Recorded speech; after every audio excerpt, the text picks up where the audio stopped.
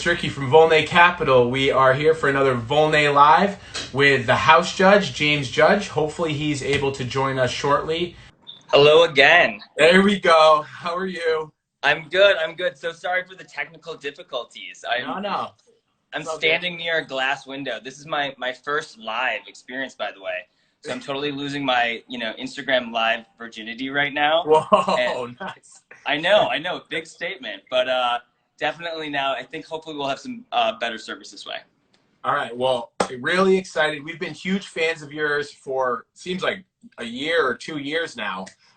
So tell all the followers about yourself and about your page. Yeah, absolutely. Well, thank you so much. I went to school for interior architecture about 10 years ago, and then went rogue and started doing my own thing. Really, initially started out just flipping houses, but then became a lot more design focused. So doing a lot of design transformations, consulting, real estate, and I put all of this on my page.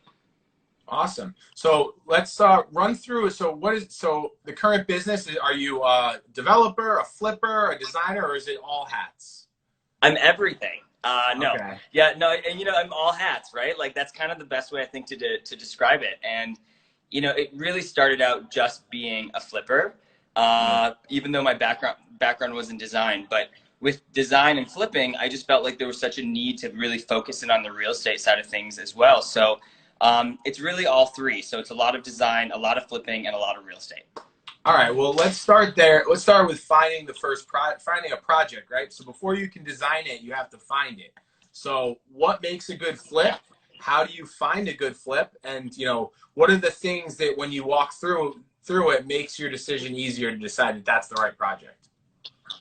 So I'm a little bit weird when it comes to finding the right house. So I'm a big feelings person.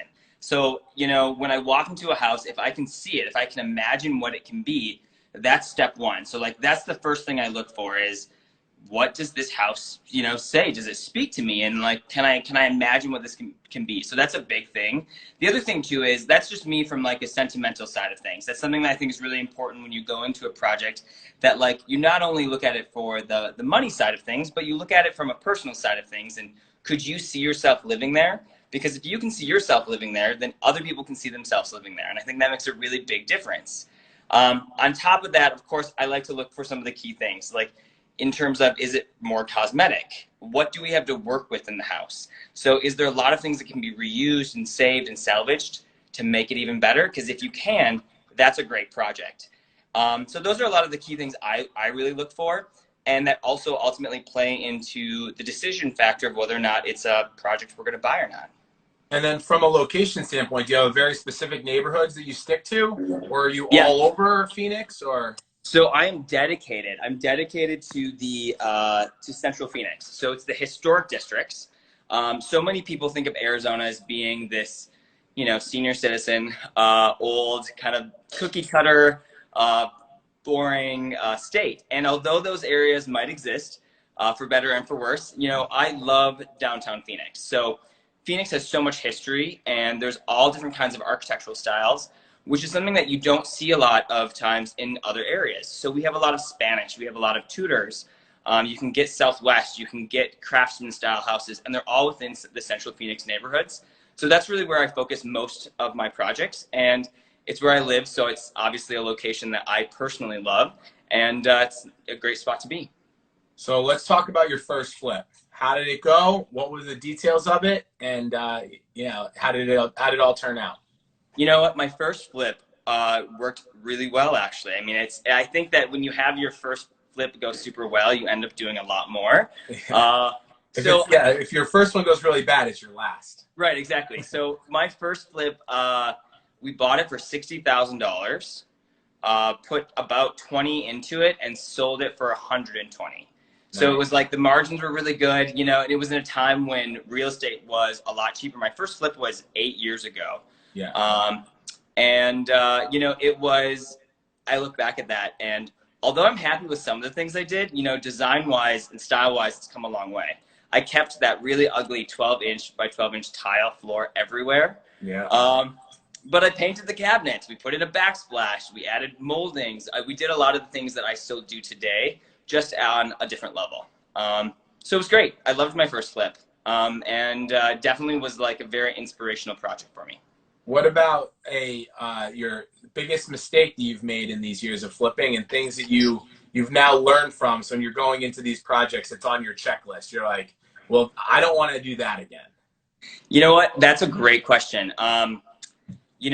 Bigger is not always better. Okay. And more expensive doesn't always mean that you're going to make a bigger profit either. So my worst flip was also the most expensive flip I've ever done. It was also the largest house I've ever done. And so to me, that was just really not staying true to myself, to be honest. I know that sounds cliche, but like it was outside of the areas that I personally wanted to be in.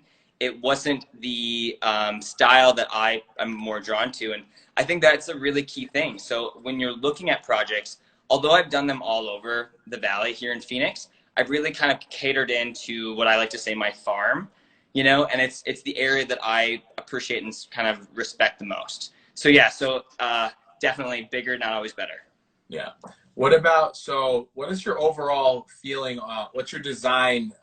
What do you like to do from a design perspective? Do all the projects follow the same design, or do you guys change it up? So this is something I'm super proud of, is that I change up every single house. So I'm really dedicated to not having it be my style, but having it be the style of the house. So what style was that home meant to have? And today I think, especially with flippers, we see a lot of people going in and making that house whatever style they want it to be or whatever style is trendy right now. And I think there's a lot more value sometimes and a lot more integrity in really appreciating what the home, was meant to offer to begin with. Now, there are absolutely exceptions to that, and there are some styles that should just go away. But for the most part, I think that, especially for myself personally, when I'm looking at these houses in these historic neighborhoods, it's easier to look at that house and to really restore what it was meant to be or give it the quality and the character that it deserves to have, that maybe it didn't to begin with. Yeah. Nice. Well, let's talk about trends you're seeing now. Maybe not, on your projects, but on other people's projects. Let's talk trends you like and that you're excited about and trends that need to disappear. I'm really excited about black ceilings right now. Painted ceilings. Yeah, painted ceilings in general. Like, I think ceilings have been a missed opportunity for so long. It's been something that people overlook. You just don't give enough credit to the ceiling. So I'm really excited to see a lot more focus happening on ceilings, whether it's trim work or wallpaper or paint. I think that's great. So that's a trend I love. One of the trends I don't love so much is just, I like the whole modern farmhouse look for the right house, but I hate the trend of having it be every house because some homes should never have that style. So that is a trend I really dislike. People need to know when it's appropriate and when it's not. Yeah.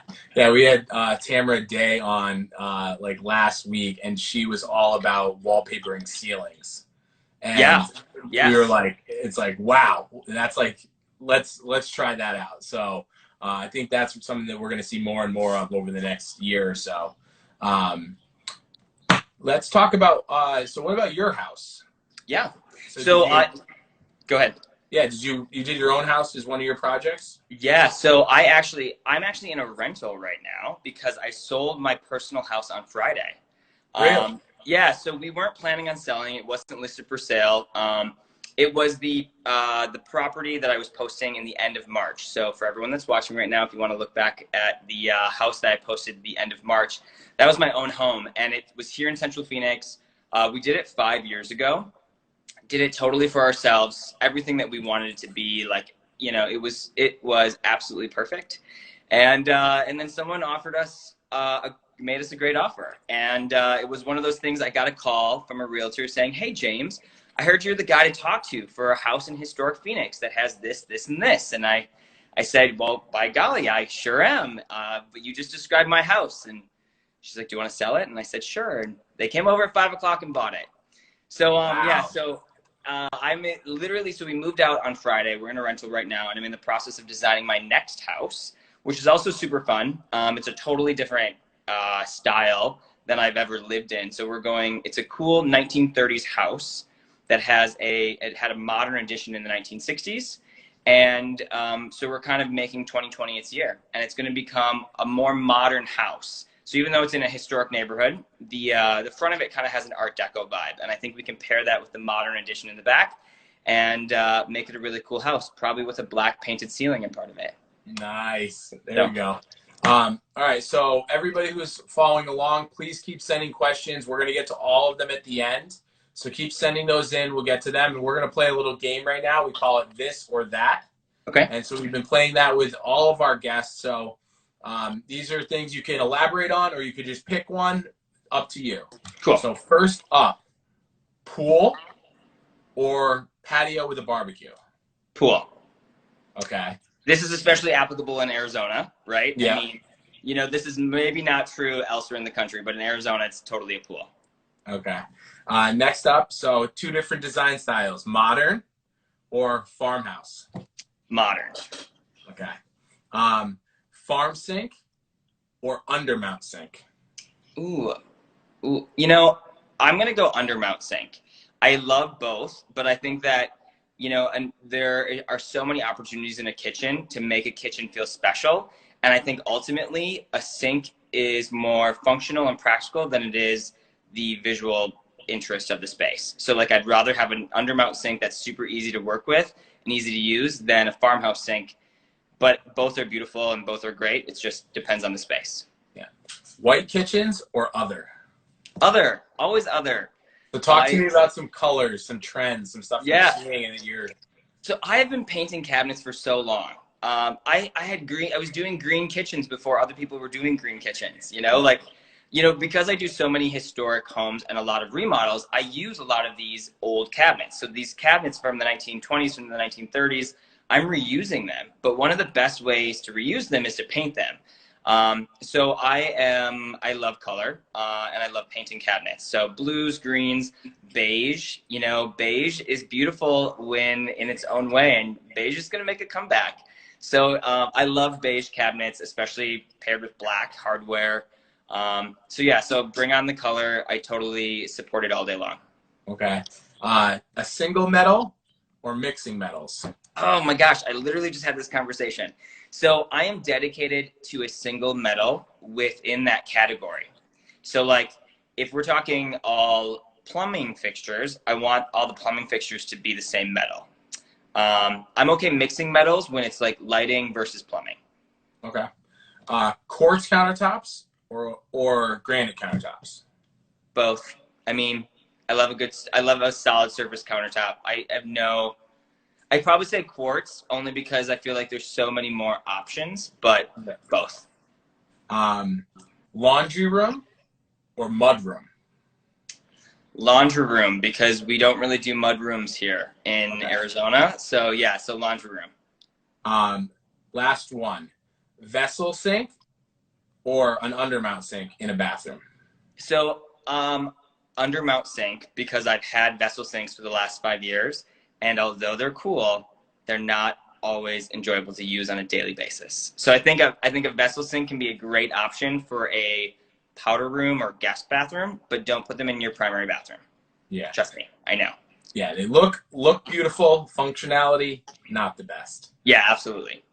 All right, so we've got a ton of questions. We're going to start ripping through some of these questions. So we got this one sent in from Lally today on the Instagram account. So what's the best windows that I should use for my family home? Windows. Well, so it depends on what kind of windows you have. I mean, I'm a big believer in restoring windows depending upon the age of your house. If your windows are not special, they're not restorable. You know, I do a lot with Anderson windows or Pella windows. I mean, there's so many different great window providers out there. They're great. Right now, I especially love black windows. Black is my current obsession. I mean, you're going to see a lot of black. So go and get some black windows. Yeah, big into black windows. I think the other thing too is almost all the brands have a very wide range of prices. So don't, anyone out there is looking to get new windows, like you can really look at almost any brand now. They have the lowest base level all the way up to their most expensive. So go and look at the brand, and if it's something you like, and then there's a bunch of options. So let's see here. We got Fly Girl, by the way, Fly Girl 3054. Yes, you can paint windows black. Yes, you can. You totally can. Prime windows and then paint them. Hi, Maria. This is fun. We got Glenda Lee asks, what are your thoughts on acrylic bathtubs? I don't really have too many thoughts on acrylic bathtubs. I respect them for what they are. Yeah, I don't have too many thoughts. All right. Court Drag asks, what are your thoughts on butcher block countertops? So I love butcher block. You know, I don't do it a lot, but I had one project where I needed a 12-foot island, and butcher block was the best way to achieve it. And it is absolutely beautiful in the right home. So yeah, I love it a lot.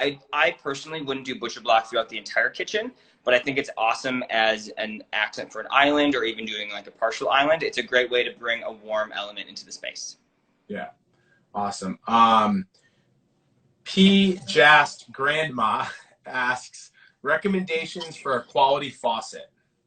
Ooh, you know, I'm super dedicated to, I buy most of my faucets on Amazon. I think there's a lot of great faucets out there, but I am originally from Wisconsin. And so, you know, that's the land of Kohler. And so if we're going to say a good quality faucet, I'm probably going to say Kohler. All right. So another faucet question from Angela Rango. Recommendations for the best farm type of faucet, farm style faucet. Ooh, farm style. I would say ask somebody else. Totally not my question. Sorry, pass. Mablis asks, do you have your own construction crew or do you use subcontractors? So what a great question. Yeah, I've worked with the same group of guys the entire time. I'm super fortunate. I think it's one of the key things that makes us so successful is that we work together so well. They understand my crazy. You know, we've worked together now for 8-9 years, and they know what I'm trying to express, and they know how I want it to come together, which I think is a huge value. So yeah, so I work with the same crew of guys for everything. We do have special trades that come in and focus on you know, specific things, but I'm really fortunate to work with the same guys every day. Nice. Ella1120, are white kitchens here to stay? You know, a white kitchen is always, I think it's always going to be around in a timeless way. Again, I'm all about colored kitchens, but you can always start with white and paint them later. So yes, you could always, I think white kitchens are around for a while. Techno Bunny asks, would you paint a small dining room ceiling black? Yes, I would. So I actually just sampled a black ceiling in a small bathroom. You know, so it was about a 5 by 6. So it's a really pretty small bathroom. And the black ceiling was awesome. I mean, it really does. It brings a lot of drama to the space. And I think that's what you have to go into understanding is that, like, whether it's a bathroom or a dining room, if you're going to go bold with the color, it's going to bring some contrast. It's going to make it moodier and darker and bring some drama. So make sure that's the mood that you're going for.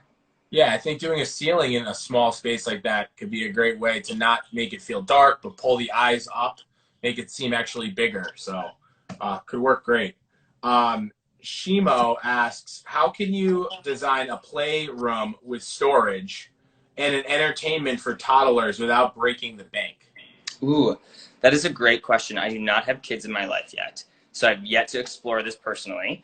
But, you know, I think one of the key things to consider also, anytime that you need storage in your life, is go up. Think about what can go up high in a space. So many times, just like we oftentimes forget about ceilings from a design perspective in terms of making them beautiful, we also think about that.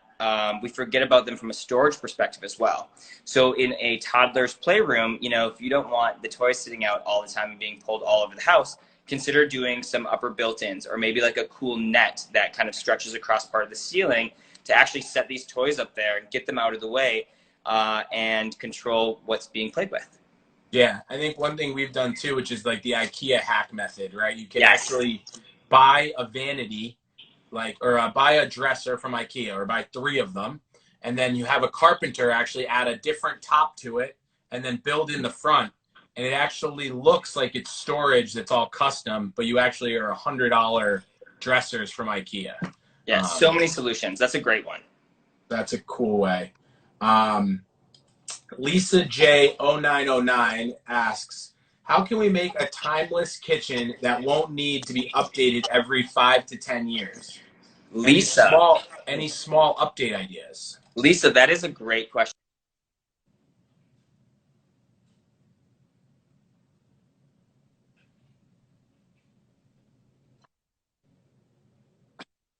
Cabinet hardware is a big one. So you can update your cabinet hardware. It's super inexpensive, makes a huge visual impact. Changing out your backsplash to something, whether it is, if you're, I mean, timeless versus low cost, you know, I mean, subway tile's been around forever, so that's kind of timeless. I would recommend something different, but it's always an option. And changing out a backsplash, though, is, again, something super low cost. Painting the cabinets, changing out your light fixtures. So many people look around, and I would actually, again, this is a rental, but I would change out these light fixtures right here. This would be something I would change out because I feel like there are better options out there today to make a really big visual statement, and it's a low cost alteration to a space that you use so often. Yeah, for sure. Jones McGruff, concrete countertops? Question mark. Yeah. So, you know, I don't use them very much. So I support the question mark, and I pass that question mark around because it's just not something I use often. I think they look really cool, and I know that they're great in the right applications. But I'm way more about like some of the cool concrete fixtures that we're seeing right now. Like Native Trails makes a really cool concrete bathtub that I need in my life, and there's some really cool concrete sinks as well. So you heard the farm sink question before, like a concrete farm sink. I might need that. Like that's cool. Yeah. So yeah. B. Der Artkin, what kind of paint do you use on kitchen cabinets? Do you spray them or do you paint them? Awesome question. So we do the Bayer cabinet paint. Most of the time they are almost always sprayed. Sometimes it's painted by hand. It really depends on the cabinets, the condition, and the detail of the doors. You know, is it a flat panel or is there some kind of detail associated with that? Definitely make sure that you sand the surface really well. And I recommend spraying, assuming that you've got the right tools and it's the right cabinet doors. Great answer. Ella1120, what is the current window treatment trend? Ella, that is a great question. You know, I'm a man that's dedicated to curtains. I love curtains in my life. I always will love curtains in my life. You know, I think that curtains add so much texture and color to a space. So I always hang them, you know, beyond the window. So I always go 18 inches past on each side, and I take it up as far as I can to the ceiling. I think this makes the room look a lot bigger, makes the ceilings feel taller, and actually frames out the window nicer to make the room feel brighter. So Ella, well, whether it's a trend or not, I'm going to say curtains. Nice. We've got Dawn Davis, best backsplash for a kitchen. Dawn. Whew, you know, that's an impossible question because it depends on the kitchen. I'm a big believer that if you have really simple countertops, that you should go for a more patterned backsplash. Versus if you have a really, really busy granite, something that has a lot of movement, a lot of pattern, then go with a simple backsplash. So, you know, that's, I think, the key thing to really keep in mind when you're picking the backsplash is, you know, you want the countertop and the backsplash to complement each other and not conflict. Yeah, don't try to match a busy backsplash to a busy countertop. Once it's installed, it just does not work. It doesn't. It never. Yeah. Never works. Judy High Lab asks, what do you think about white exteriors with black trim? I think it's great. I've done it. And I'm a big believer in painting trim work and painting doors. I think it's a great opportunity to add color.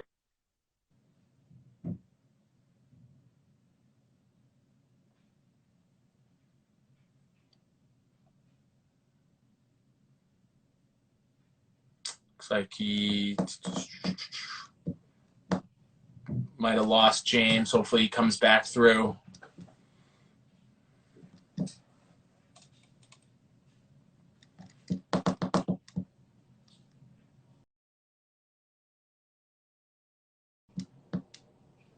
we lost James. Hopefully he joins back in. But yeah, these are awesome. We got a ton more questions, guys. Keep sending them in. We'll get James back on, hopefully, and we'll get back to all of these questions. We've got so many. Yeah, good Wi-Fi is essential not only for your house, but to do live interviews with us. Hopefully he joins back so we can get this started back up again.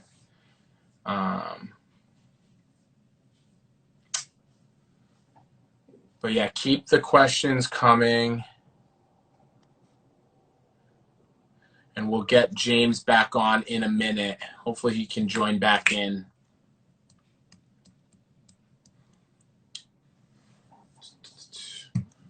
Where's everybody checking in from? I've seen a ton of people announce where they're from. Where's everyone from in here? Oh, KP Capital from Boston. HGTV show for us. We will see. All right, here we go. Let's get him back on. Let's see. James, are you back?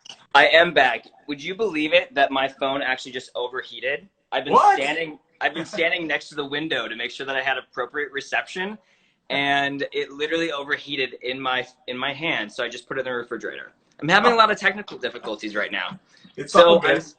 I'm now sitting on the kitchen countertop, so I'm out of the direct window. Hopefully we can continue. So sorry about that. You were in the middle of a really good question too. What was it? Oh yeah, it was trim. White house with black trim, and then doing just different colored trims. Yes, yes. So super dedicated to this. You know, it's a fantastic solution, and a lot of times it's easier than, you know, less of a commitment to paint an entire house or a room or a ceiling black. Consider doing the trim, painting the doors. I really like it a lot. I think it's a great way to really add a lot of color and dimension to the space. And, you know, you also have to keep in mind what kind of baseboards or trim work do you have? And is it something that you want to accentuate? Because if it is, then it's a great opportunity to do so. Yeah, we had an interview a couple of weeks ago with someone saying, do like a light gray cabinet, carry the same light gray into the doors and the trim with white walls. And I think that could really pop. Yeah. We got Ella1120 again. Stairway banister. Should I match the hardwood floors or go a few shades off? So I would match them. You know, I'm a big believer in unifying colors and wood tones when you can. When you've got that opportunity to kind of connect some, I say connect them. So I would say match it. Yeah, and so if you're doing floor treads, you're doing a banister, and you're trying to match a floor, just take it outside and do a bunch of test runs on an extra sample, and then find the right mix, and then you can go and do the actual floor. Don't go and test it on the floor on the actual banister. KP Capital asks, if you're going to go with black cabinets, should you go with a gloss finish or a matte finish? So I am going through that exact dilemma right now. So my next house, I think I'm considering black cabinets, and I'm going to do, I believe, a matte finish. Yeah. You know, matte black, I think it just has a much more timeless feel to it. Black has been around forever, whether it's a paint or whether it's a metal finish.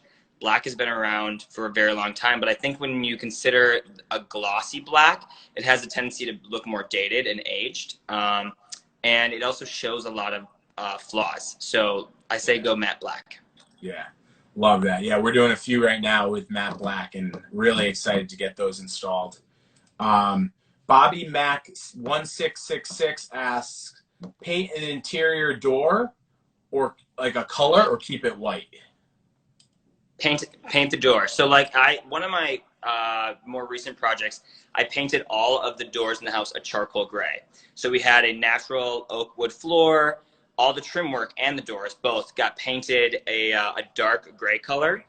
It's actually called Chinchilla by Bayer. It's one of my favorite colors. So definitely recommend it. And it looks really good against white walls.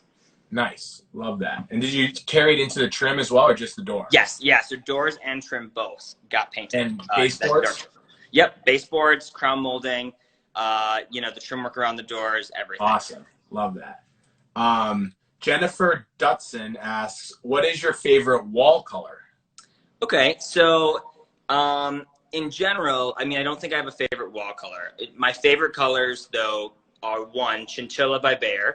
I just said that, but it's a great color.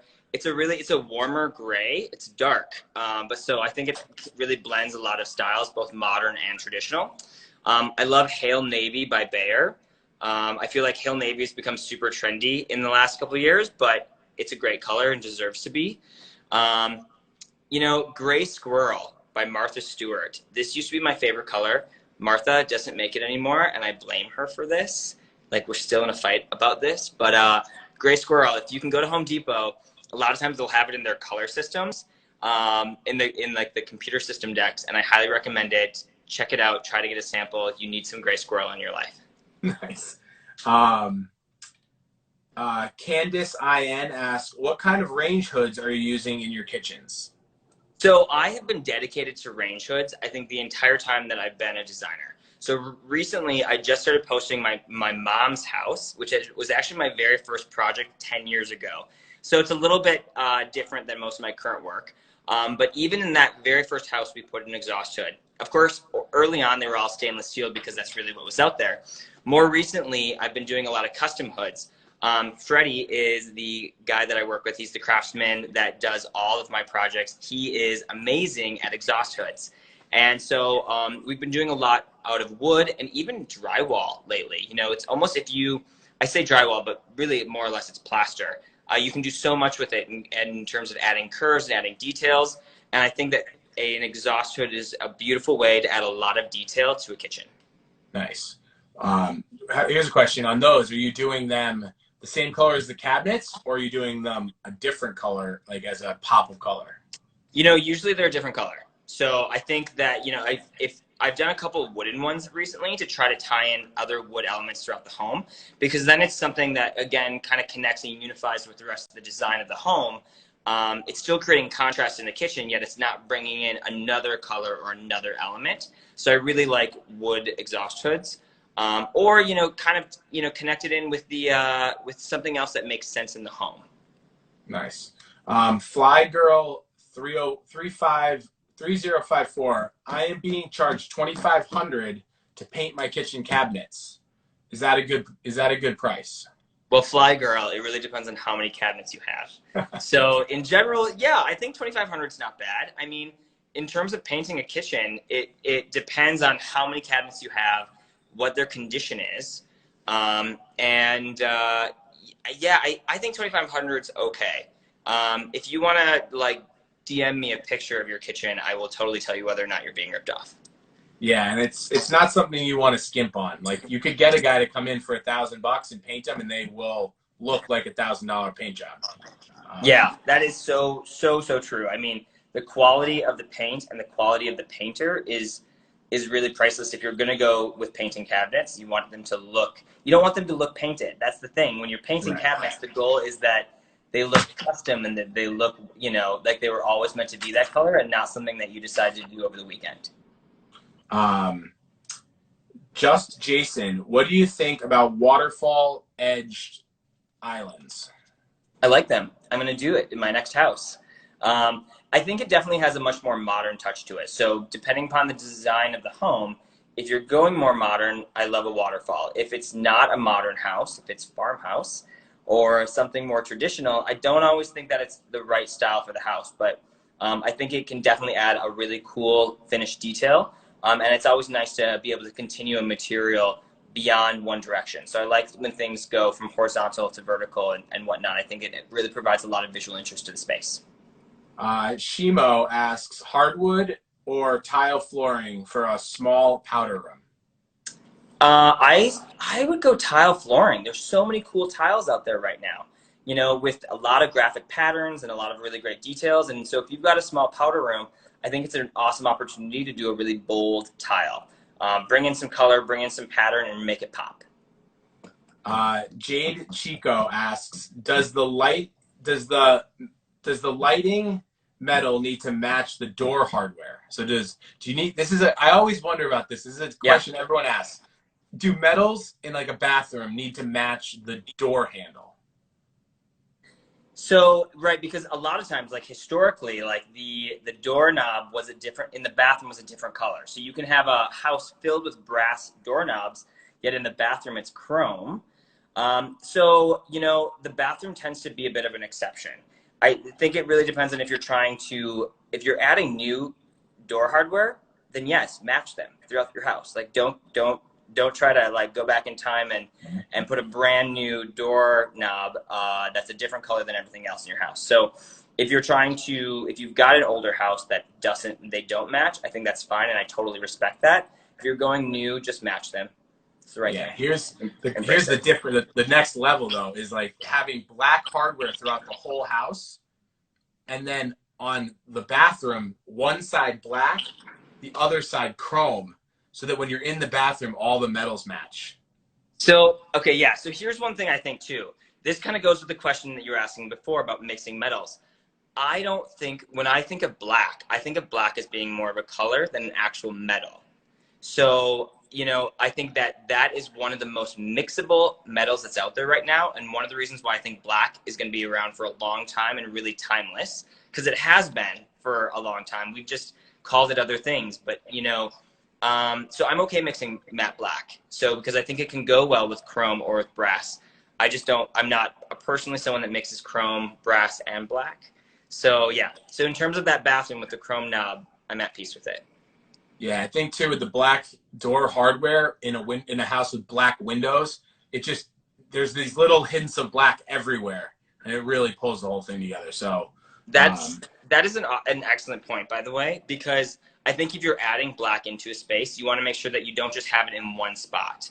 Because if you do, it's going to be almost too eye-catching and pull all your attention to that, and you'll miss out on a lot of the other features of the home. So definitely connect the black through.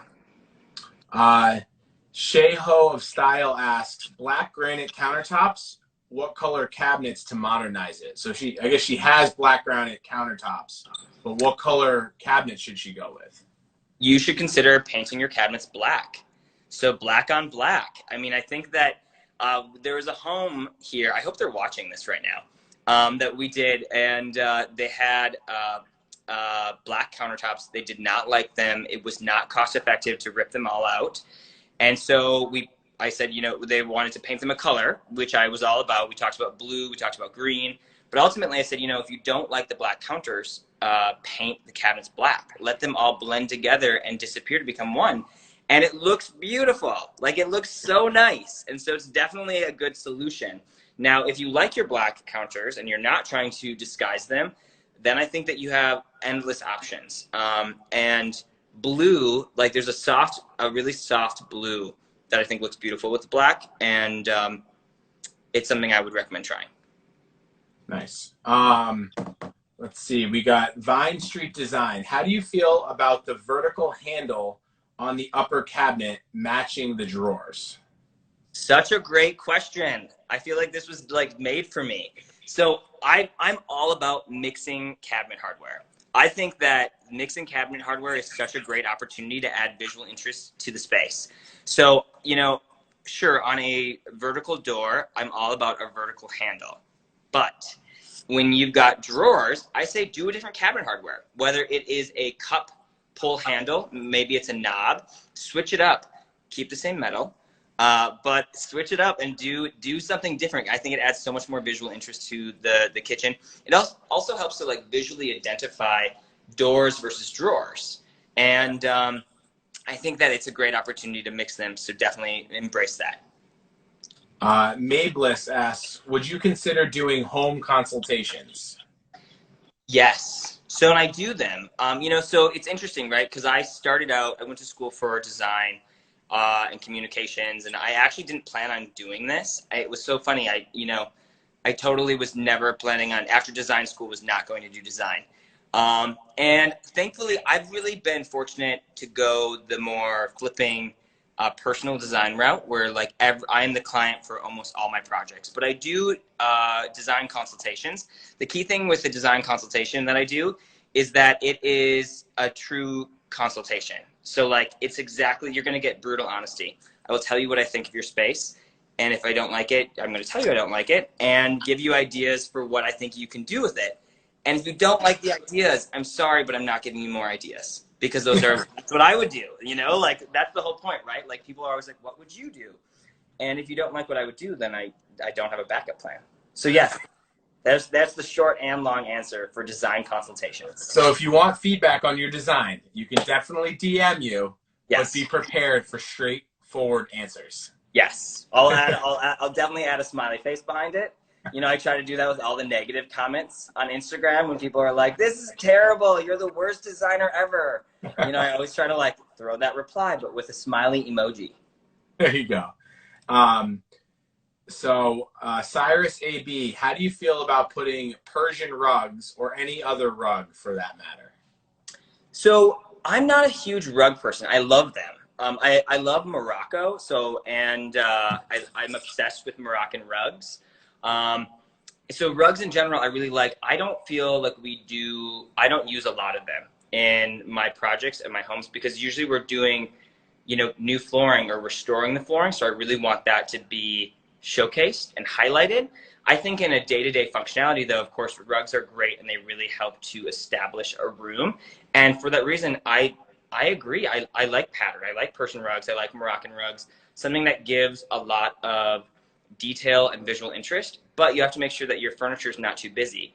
You know, if you have a really heavily patterned sofa, don't mix in a really heavily patterned rug. It goes back to the whole rule with like backsplashes and countertops. You want them to complement each other and not conflict with each other. Lisa J 0909, bricks in my kitchen. If you have bricks in your kitchen, I support that. So, you know, I love exposed brick. And here in Central Phoenix, we have a ton of brick houses. So it's a great opportunity to actually expose the original brick. And it's fantastic. So I love brick. And I think it's a great detail. You know, it's definitely a trend right now that I think might be something that passes. However, when it's a period appropriate home and the brick is original, you can't go wrong. So like that's part of the home. It's an original detail. I think that's amazing. If you have a home that was built in 2018 and you want to put brick in the kitchen, I'd probably shy away from it, because I think that that's not the right choice for that kitchen. Yeah, if you have exposed brick, embrace it. It's something that not a lot of houses have the option to even have. So when you have it, embrace it. Micah Carmel asks, hardwood versus LVP. So I'm pretty dedicated to hardwoods. You know, it's interesting though, because in Arizona, it's not a super common material. It was historically for a lot of the older homes, but you know, wood is just not something that you do a lot of. So based on the projects I do a lot of real wood, because a lot of times the homes are age appropriate. But if you're not working with an age appropriate home, then I think there's a ton of great wood alternatives out there right now that are frankly probably a lot more practical and a lot more functional. So just, again, I'm a big believer in really picking materials, finishes, and catering the design and style of the home to the house itself. It's not always about what you want. Sometimes it's about what your home wants. LCK Ridge, thoughts on open shelving in a kitchen? Okay, so I love open shelves because I like to be able to see everything. I think this is a huge personal preference. I think it looks great from a design standpoint. So I support them from a design and style thing all day long. From a functional standpoint, I realize it's not always practical. I love to design kitchens. I seldomly actually use them. But you know, I think open shelves are great if you're the kind of person like myself that likes to see things. Because if I see it, I'll use it. If I don't see it, I probably won't use it. And then it just gets lost. So I think it's important to have a happy balance of cabinets and open shelves in a space. I mean, of course, right? Like that's the ideal, is have both. And if you can have both, you should, because then it's a great example and a great opportunity to really display the things that you should be using on a more regular basis or using on a more regular basis, and hide all the things that you don't. All right, we got a few more here. We're gonna tons of questions tonight, people. I love it. I dig it. I support that. Yeah. Michelle 104, thoughts on linear drains in a shower, and where is the best placement for them? Oh, Michelle, this is such a great question. I'm literally going through this right now in Yeah. the new house. I am doing a linear drain, and I'm doing a linear drain though because I'm doing a zero entry floor. So I'm actually, so where there's no curb, and the existing bathroom floor will, well, not the existing, the new bathroom floor will go all the way into the shower. As a result, I'm putting the drain against the back wall. So then that way the shower floor can actually slope towards the wall and the drain, and it's going to help me to optimize the floor pattern. I'm planning on doing a black chevron tile, so the less cuts and breaks in that I can do, the better. Yeah. Another great option is if you do have a curb, tuck it behind the curb. So when you're looking at the shower, you see no drain. So that's a good option as well. Okay, you totally get points for that option, by the way, Ricky. Like that's a really good point. That's what we do. I love it. I think Yeah. that's fantastic. You didn't know that you were getting points on this today. I didn't know. How many You points just do I have? you just got 10 points. Yes. But yeah, and then also linear drains, they sell the ones where you can actually tile right into them. Highly recommend using ones that can be tiled inside. Just make sure the one that you purchase fits the tile you're buying. Key point. Um, Jeffrey NYC, how much does a full bathroom renovation usually cost? So It's different in New York than Phoenix. yeah, totally. Very different, right? Depends on the market, depends on the size. And these questions are so hard because if you are dealing with a 5x6 bathroom, it is significantly different than if you're doing a 20x20 bathroom. I like to think, honestly, assuming you're not moving the plumbing fixtures. So if you're not doing any major hard construction, I think that you can get a beautiful bathroom remodel done for less than 5,000. I know that's I think that's a pretty solid number. Some of you might be shocked by that, but I think that if you're literally just doing cosmetic changes, the tile work, the fixtures, glass, countertops, less than $5,000 should be able to get you what you want. Yeah, avoid moving plumbing. That's the big key. Keep everything where it is. Yvette Franco 23, black or stainless appliances? So I'm still dedicated to stainless. I think it's timeless. I feel like, a lot of the professional high-end appliances have been doing stainless long before stainless was ever even popular. So I think so I'm still stainless. I'm not black. Yeah. I'm not going. I think that colored appliances are a great solution. I did a kitchen recently. It was actually the one that was posted with the live announcement today. I did black appliances in that kitchen, but I did it because it was a low-cost kitchen, and I painted the cabinets black and the counter black because I wanted it all to disappear. So the appliances were nothing to highlight, and as a result, they just blended away. Great. All right, couple more. The pretty MRS. What is the appropriate amount of money I should save to do a full kitchen remodel? So same as the bathroom question, right? Like this depends on the market that you're in and everything else. I think 15,000 is a good ballpark number. I mean, when you say a full kitchen remodel, I'm thinking that you're doing new cabinets, you're doing new counters. You can spend $15,000 just on appliances easily. Not even. You can spend more than that. So it depends on the level of taste that you want and how high end you want to take it. But I think for if you're going in and you're not getting crazy with some of your finishes, $15,000 will go a really long way to give you a great full kitchen remodel. Okay. The sandy and the salty. Can you have wood cabinets for your island if you have wood on the floors? How do you handle wood on wood? I struggle with it, but it's completely acceptable. And I respect it 100%. So yes, you can. I've never been good at that. That's something I'm not good with mixing wood and wood. I see it done and I really like the look. I'm like, oh, that looks nice. But then when I actually go to do it, I'm like, this is, it's just not something I'm good with. So yeah, so if you have that at home and you like it, it's totally fine. Keep it and embrace that. I think if you're trying to plan a different kitchen or your remodel, definitely try to really compare the wood tones to make sure that that's something that you'd love long term, and or consider going with a colored cabinet instead. All right. Last question coming from Pete Belden. If the walls are light gray, is it okay to paint the trim a darker gray? Absolutely. Do it. Right Man, now. Right now. 10 points. Yeah, 10 Um, points. well, this has been awesome. Thank you so much for joining us. Do you have anything else you want to tell the people before we check out? I don't know. This was super fun. I dig this. You know, despite my like technical difficulties and my phone overheating, as I'm sitting on this kitchen countertop right now, like talking to you so I get the appropriate signal and don't overheat my phone. This was awesome. So thank you everybody for all of your questions. Ricky, thank you so much for having me on and doing this. I think it's awesome. It's especially cool to be doing this right now considering everything happening in the world. So check out my page. I'm the house judge and happy remodeling. Awesome. Thanks for joining us, man. We'll talk Absolutely. soon. Thanks so much. Take care.